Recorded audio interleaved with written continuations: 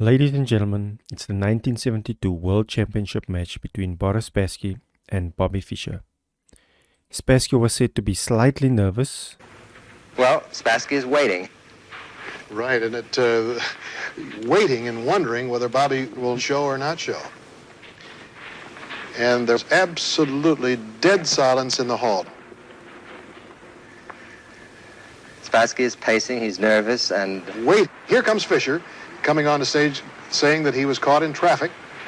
And I think Spassky was visibly relieved.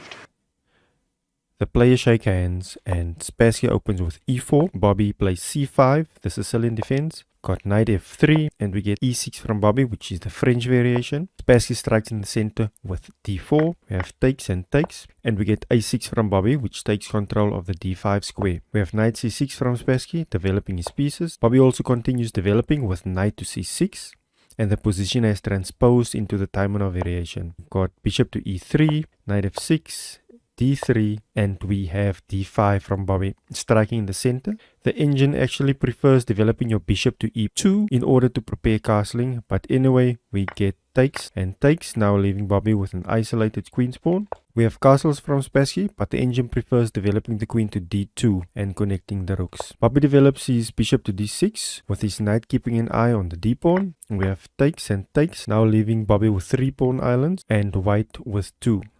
We get bishop to d4, castles, queen to d2 from Spassky. Now the rooks are connected. Bishop to e6 from Bobby, supporting the d-pawn. Rook f to e1, bringing the rook to an open file. c5 is the best move, which was played from Bobby, attacking the bishop. White needs to be careful because if you play bishop to e3, for example, you get your queen trapped. So let's say bishop to e3, and then you get your queen trapped, so that's something that you want to avoid. Going back, Spassky played the best move, taking on f6. Bobby recaptures with his queen, and Boris exchanges queens while simultaneously damaging black's pawn structure. We get g takes f6 with a damaged structure like we mentioned. Now we get rook a to d1, putting indirect pressure on the d-pawn with 2 attackers and only 1 defender. Bobby sees that and plays rook f to d8, also indirectly supporting the d-pawn. But generally it is good practice to bring your rooks to open files. Bishop to e2, now pressuring the pawn. Rook a to b8. Pro tip, which we see from both players, is to bring your rooks to open files. Although there's 2 attackers on the d-pawn, white should not take because of the following. And white is down the exchange and minus 4.1 according to the bar. So going back, Spassky plays b3 and now preparing knight takes on d5, sacrificing the exchange and hoping that his pawn majority on the queen side will pay off. We get c4 from Bobby, which is the best move, hitting the pawn. And now we have takes. And if you were wondering, the best move wasn't taking with the pawn because of the following. So if we had takes, rook comes in and the bar is minus 1.9 for black. So going back, best move, we have takes and takes and takes with check and the discovery on the rook. We have takes and takes and takes, hitting the rook. Rook to d2, attacking the pawn. We have takes and takes. And Spassky now offering a rook exchange, again with the hope that his queenside pawns together with his bishop will overpower Bobby's rook. So Bobby takes and Spassky takes back. So white now has 2 connected pass pawns. And after everything, black is up 1 point in material and the bar shows minus 0.2, so very drawish position.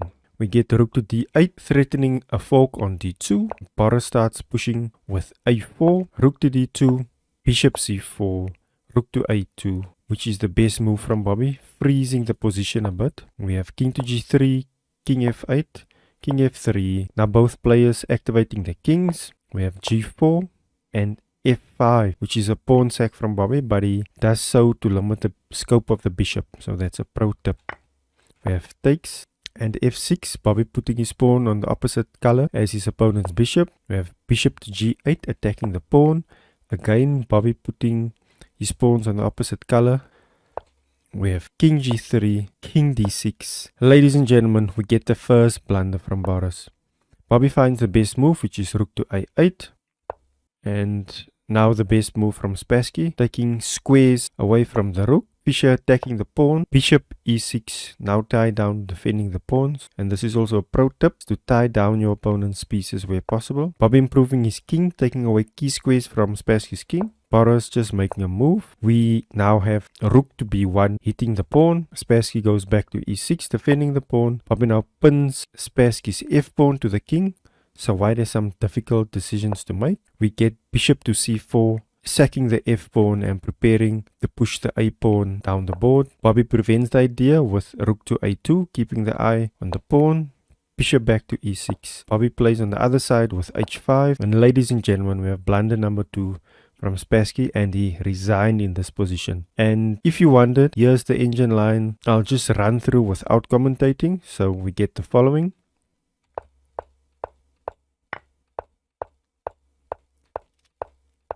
You can see the bar is in Bobby's favor.